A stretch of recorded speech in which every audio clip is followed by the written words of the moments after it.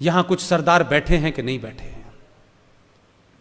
नहीं भी बैठे हैं तो मेरी उनसे एक विनती है, राजनीतिक कारणों से किसी को खालिस्तान चाहिए होगा, अमेरिका में कुछ लोग अपनी दुकान चला रहे होंगे, सिखों के बारे में अलग अलग बातें कही जा रही होंगी, आजकल इमरान खान को भी सिखों से ज्यादा प्यार हो गया है।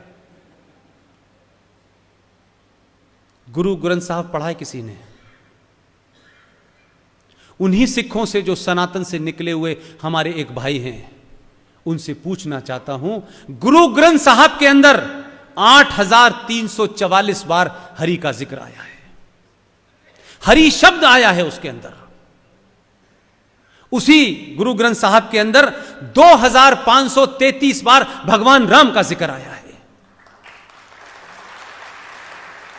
उसी गुरु ग्रंथ साहब के अंदर 17 बार 17 टाइम वाहे गुरु का जिक्र आया है कोई किताब ऐसी? हमसे कहा जा रहा है कि सिख अलग हैं, ये अलग लोग हैं, अलग नहीं हैं, राजनीतिक हालात के चलते इनको अलग बना दिया गया। ये हम में से गए थे, हमारे परिवार में से गए थे, इनको हमारे धर्म की रक्षा करने के लिए एक पुरुषार्थी आदमी को भेजा गया था।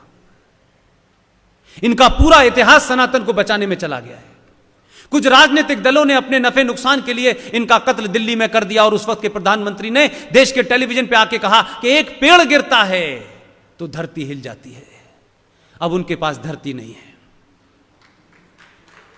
धरती नहीं मिल रही उनको, इसलिए सारी जिम्मेदारी हमारी और आपकी है। इनका भी हाथ पकड़िए।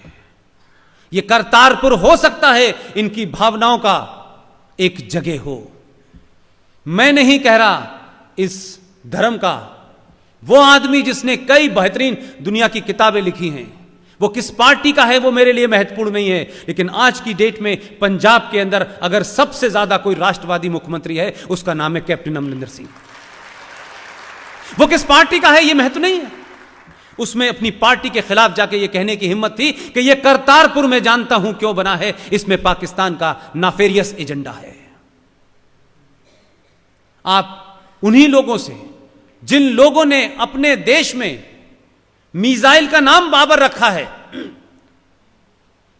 टैंकों का नाम औरंगजेब रखा है, वही लोग सिखों को समझा रहे हैं हम तुम भाई भाई हैं, भाई भाई हैं। पूरा इतिहास इनके खून से रंगा हुआ है। लेकिन कुछ राजनीतिक स्वार्थों के चलते अगर कुछ लोग मिसगाइड हो गए हैं तो आप सबकी और मेरी जिम्मेदारी है कि इनका भरोसा जीतिए।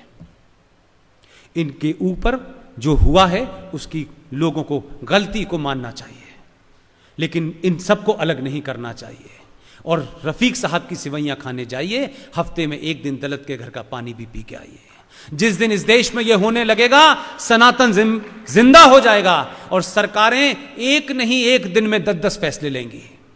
हर फैसला इस देश की इतिहास को, सनातन को मजबूत करेगा। हम किसी के खिलाफ नहीं हैं, हम उनके खिलाफ हैं जो ये नारे लगाते हैं अल्लाह का नाम लेकर के, भारत तेरे टुकड़े होंगे इंशाअल्लाह इंशाअल्लाह।